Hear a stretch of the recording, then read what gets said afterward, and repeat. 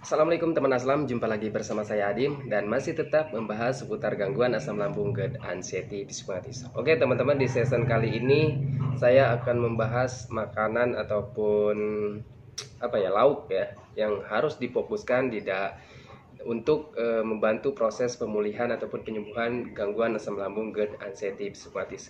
Karena banyak sekali nih teman-temannya yang bertanya, "Bang, panterangannya apa sih?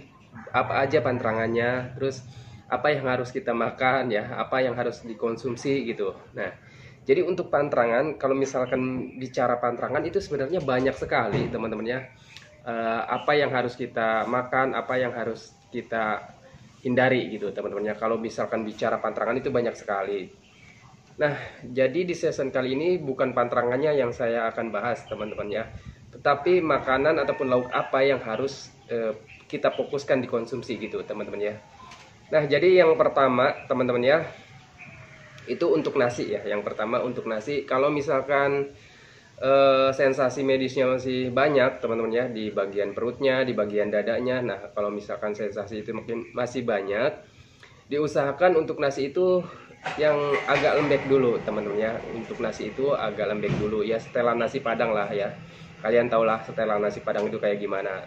Terus untuk eh, lauknya ya, itu saya fokusnya dengan tahu ya teman-teman. Terus juga ikan-ikanan ya, ikan-ikan air tawar. Terus eh, daging ayam ya teman-teman. Terus juga dari sayurnya, sayur bayam, wortel, labu siam, terus buncis ya teman-teman. Itu saya fokusnya di situ teman-teman ya, untuk tahu ya. Jadi fokusnya untuk lauk itu di situ teman-teman ya. Itu untuk membantu proses pemulihannya. Karena untuk bayam itu kan banyak vitaminnya, wortel banyak vitaminnya ya. Terus labu siam juga bagus ya untuk membantu meredakan panas dalamnya gitu. Terus juga buncis ya. Buncis kan kacang-kacangan teman-teman ya. Kacang-kacangan itu bagus untuk membantu pemulihan esofagusnya. Ya, esofagus itu di bagian ulu hati sini. Kacang-kacangan itu kan protein kacang-kacangan ya, bagus untuk membantu pemulihan esofagusnya gitu teman-teman. Terus juga tahu juga bagus juga, karena tahu juga mudah dicerna gitu teman-teman ya.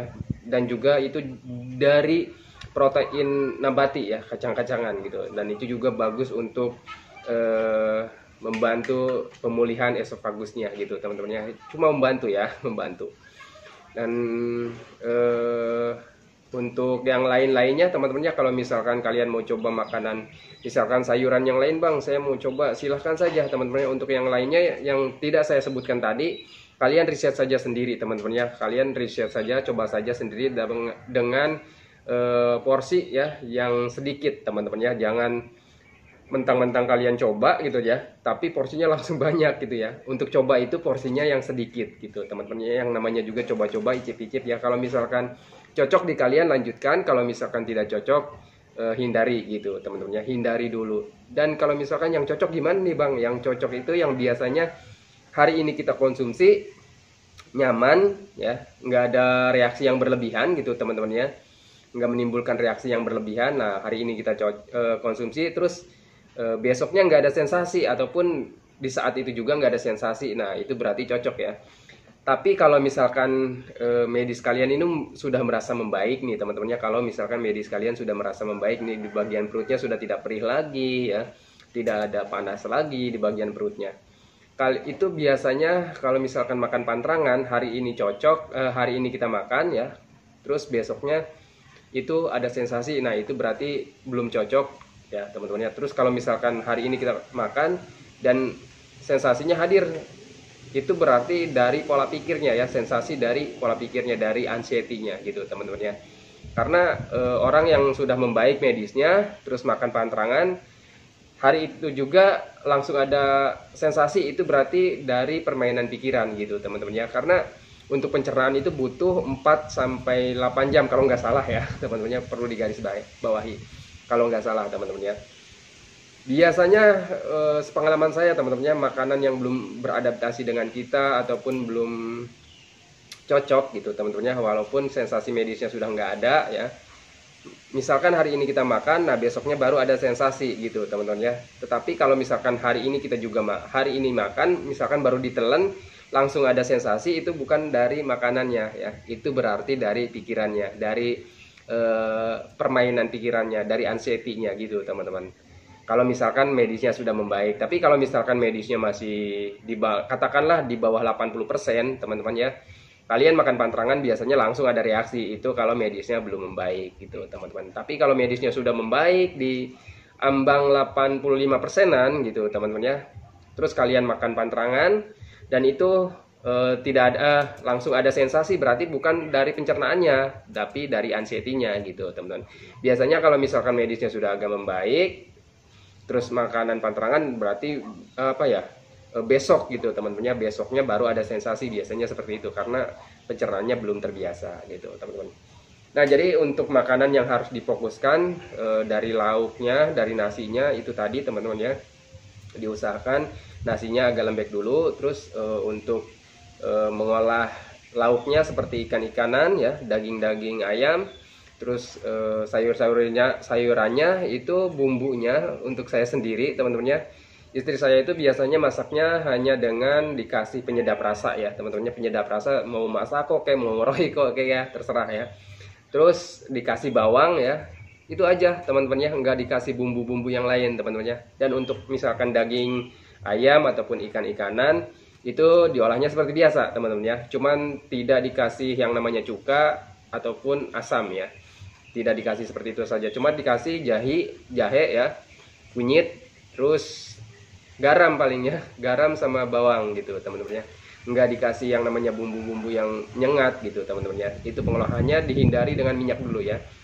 Itu semua yang saya sebutkan tadi, kalau misalkan kondisi kalian itu di bawah 85% teman-teman ya, hindari dulu minyak-minyakan ya, cabe-cabean gitu teman-teman ya. Pokoknya yang pedas ya, yang bersantan, terus juga apa ya, pokoknya dihindari dulu gitu teman-teman ya. Nah, kondisi di bawah 80% itu seperti apa? Nah, kondisi di bawah 85% itu ataupun 80% itu teman-teman ya, sensasi medisnya masih banyak ya teman-teman ya. Kalau misalkan apalagi kalau di bawah 75% ya. Kalau misalkan di bawah 75% itu sensasi medisnya, kita perhatikan dari sensasi medisnya di bagian perutnya teman-teman ya. Di bagian perutnya itu masih sering panas ya, sering kembung ya, begah, terus mual ya, terus masih sering ada yang gerak-gerak gitu teman-teman ya. Kalau masalah masih sering gerak sih itu cuma penegangan otot sih benernya, nggak apa-apa juga ya. Nah itu teman-teman ya. Terus juga di bagian dada ya, di bagian dada itu masih sering panas gitu teman-teman ya. Itu yang harus diperhatikan, itu hanya itu saja teman-teman ya.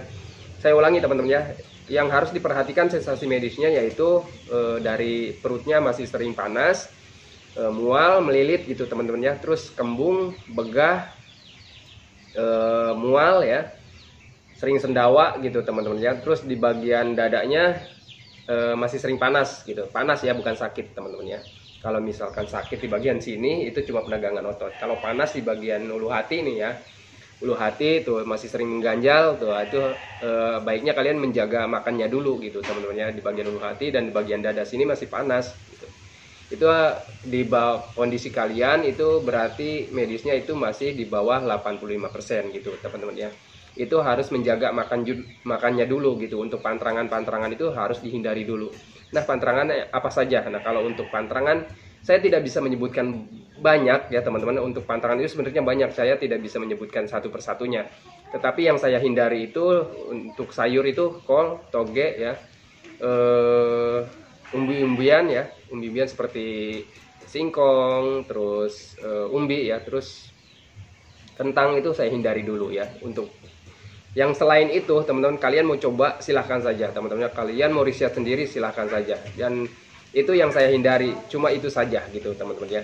Itu harus difokuskan. Dan kalau misalkan kondisi kalian itu sudah merasa di bawah, di atas 75%, katakanlah 85% ke atas gitu teman-teman ya, itu kalian harus bisa mulai mengkonsumsi makanan pantrangan gitu teman-teman ya, seperti yang berminyak ya.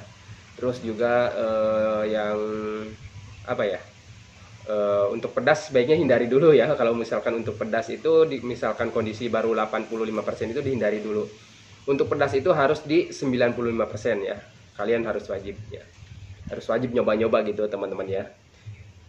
Dan jangan berlebihan ya, untuk misal walaupun kata saya nih, kata Bang Adim boleh nih 85% sudah makanan yang digoreng gitu, sudah boleh. Ya walaupun sudah boleh tapi jangan berlebihan gitu teman-teman ya, karena yang berlebihan itu tidak baik juga. Itu hanya di kondisi 85% itu hanya untuk pembiasaan gitu teman-teman ya, untuk melatih ya, untuk melatih pencernaannya, supaya nanti kalau misalkan kalian sudah sembuh total, kalian sudah bebas makan ya teman-teman ya, sudah bebas mencoba yang lain-lain gitu teman-teman ya. Nah jadi itu saja teman-teman ya. Jadi untuk makanan yang harus difokuskan di kondisi kalian itu di kondisi kalian 85% ke bawah gitu teman-teman ya. Kalau untuk 85% ke atas kalian sudah boleh coba-coba gitu teman-teman ya.